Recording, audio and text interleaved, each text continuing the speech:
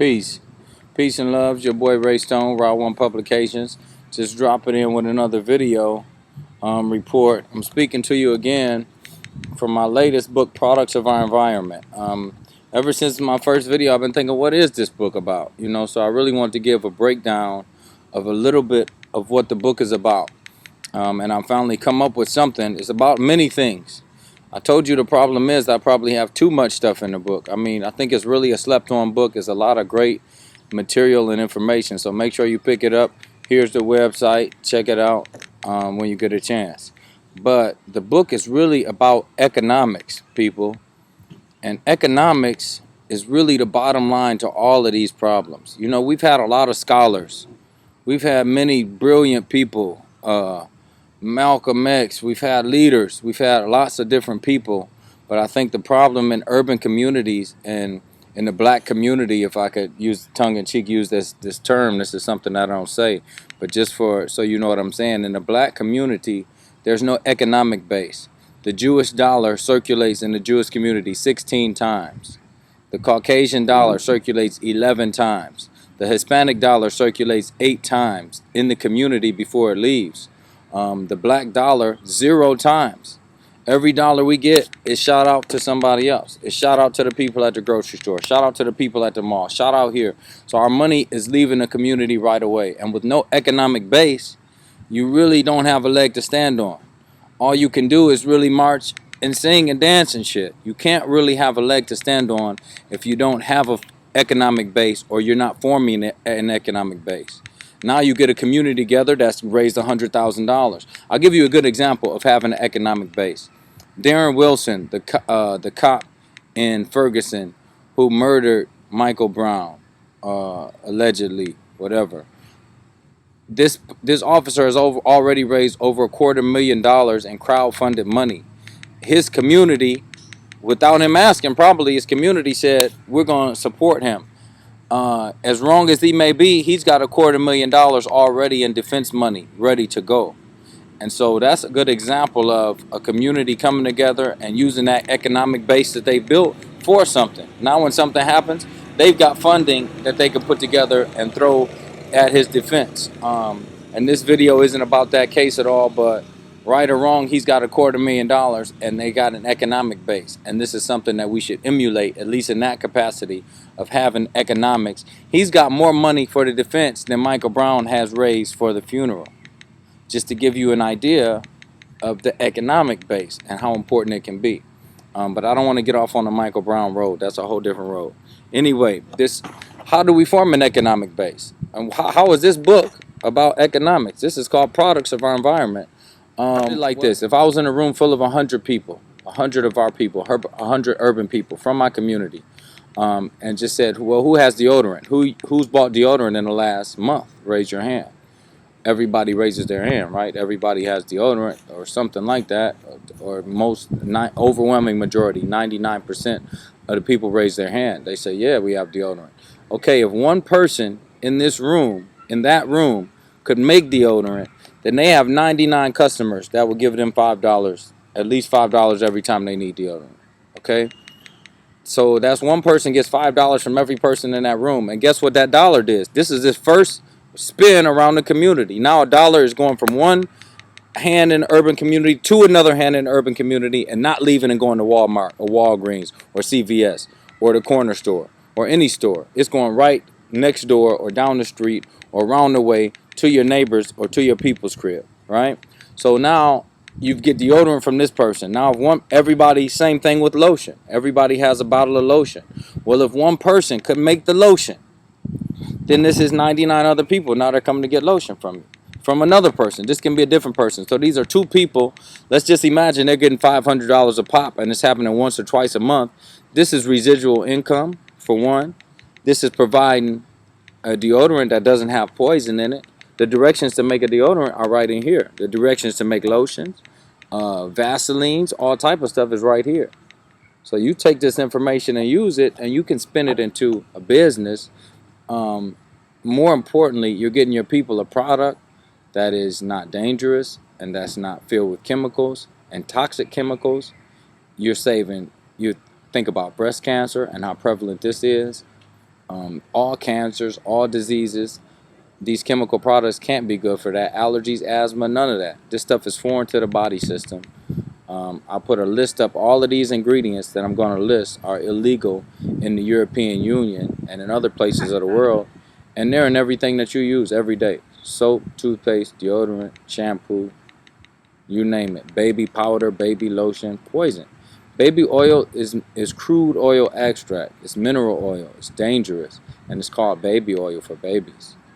So this is the world that we live in. This is the matrix that we live in. And there are not too many ways around it. But building an economic base, taking those dollars away from Walmart and bringing them back onto your block. So back to what I was saying. We got one person that makes deodorant. We got one person that makes lotion. There's an endless amount of things to make. I launched a spice company making spice blends because I noticed everywhere I went, everybody had Lowry seasoning salt. Why is Lowry's getting everybody's money? These are my people. Lowry's don't even care about them. I do. So I'm going to make them a seasoning salt and let them give me the few dollars that they were going to give Lowry's. But I'm going over and beyond, and I'm going to make my seasoning salt the best seasoning salt ever made. And I'm going to put medicinal mushrooms in it. And I'm going to give away a stone and a crystal with it. And I'm really going to make it with the intention of healing my people. And that's something that you'll never get from Lowry's. And that's something that's definitely worth your money. And it's worth the effort for me if you support things like that. And my idea is that I can't do it all myself. I can't take out a company as big as Lowry's. It's impossible by myself. So I need 50 of me just in this city alone.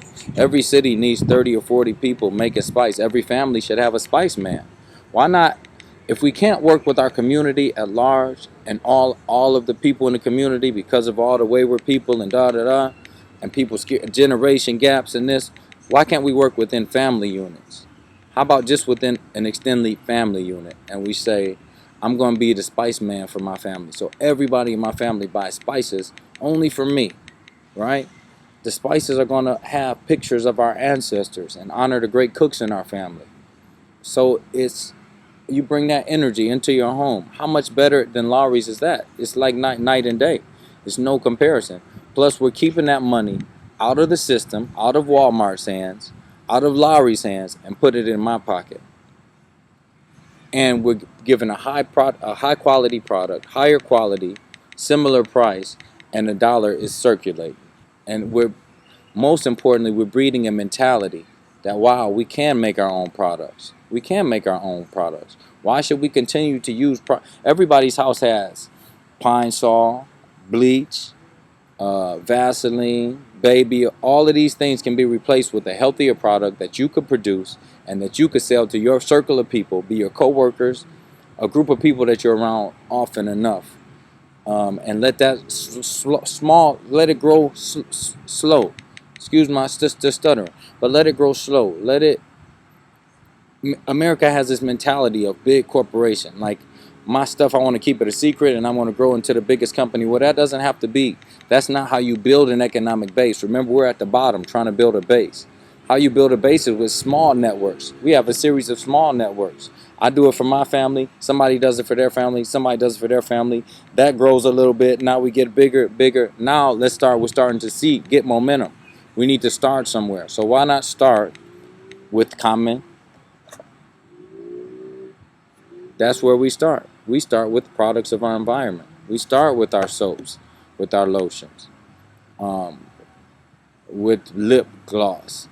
Lip gloss is dangerous, ladies. The lady that can make the new lip gloss that's healthy, that's not containing petroleum, should be very wealthy. You know, this is something that I would be working on, and I probably will at some point. I mean, I got 2,000 things I'm trying to work on, but that's definitely one of them. I mean, just anything. You can almost close your eyes and pick. If you just go into Walmart and look at all those products, all of them are no good. All of them need to be replaced. If any of your loved ones are using these products, it's pretty dangerous, and you should be looking for alternatives. If you can't find alternatives, but you can find alternatives, if not locally, online for sure. Get in touch with me and I'll point you in the direction of some, but I encourage you to look for local alternatives. Let's not ship across. Let's look right in our city so we can build that base.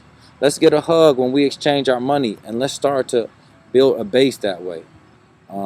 Because again, as many scholars as we've had all the scholars, we've had philosophers, we've had herbalists, we have had doctors, we've had intelligent people, but we've never really had an economic base.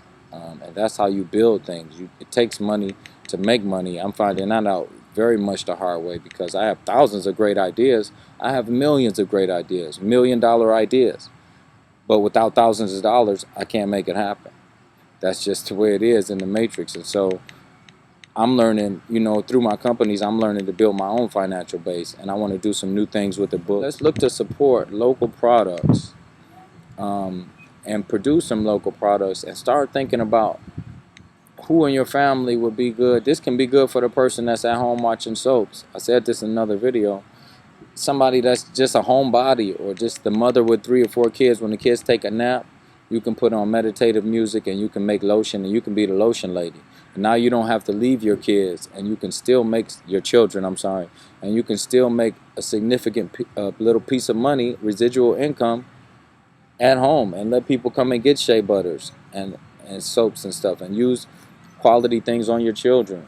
All of this is an advantage, will be an advantage for you, and you'll be helping those around you and greatly raising the quality standards of quality that they use, which is a good thing. It's something you could really feel good about.